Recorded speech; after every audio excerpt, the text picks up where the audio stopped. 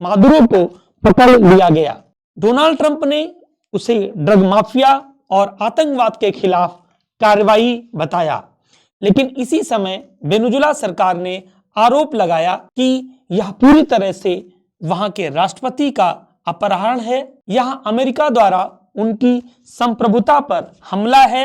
Venezuela ने संयुक्त राष्ट्र में आपात बैठक की मांग की और अंतर्राष्ट्रीय समुदाय को इसकी जानकारी से अवगत कराया। रूस और चीन ने अमेरिका की कार्रवाई की कड़ी निंदा की। कई लैटिन अमेरिकी देशों ने इसे अंतर्राष्ट्रीय कानून का उल्लंघन भी करार दिया।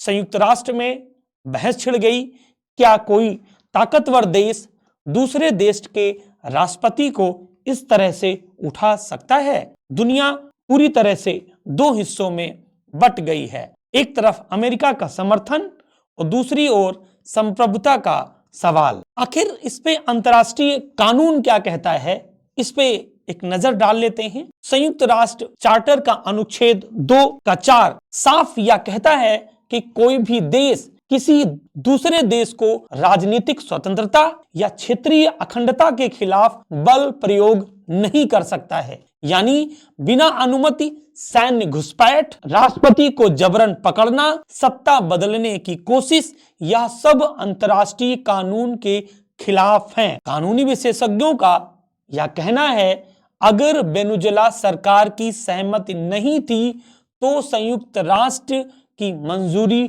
नहीं मानी जाएगी। क्या इसे किडनैप कहा जा सकता है?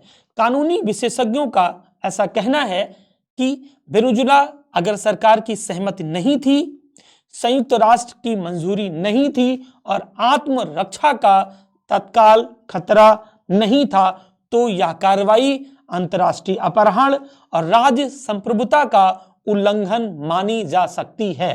कानूनी गिरफ्तारी आखिर क्या वैध होती? सिर्फ 3 हालात ऐसे हैं जहां पर एक कानूनी कार्यवाही वैध हो सकती थी। नंबर 1, उस देश की अनुमति होती। दूसरी, संयुक्त राष्ट्र सुरक्षा परिषद की मंजूरी होती। तीसरी बात, प्रत्यर्पण संधि के तहत कार्रवाई की मांग होती। इन मामलों में 3 शर्तों पर ये सवाल उठ रहे हैं। आज की स्थिति के अनुसार 14 जनवरी 2026 के हिसाब से यह मामला सिर्फ अमेरिका और वेनेजुएला तक सीमित नहीं रहा है, यह एक बड़ा सवाल बन चुका है। क्या ताकतवर देश अंतर्राष्ट्रीय कानून से ऊपर हो सकते हैं? अगर आज एक राष्ट्रपति को यूं उठाया जा सकता है तो कल किसी भी देश की बारी हो सकती है।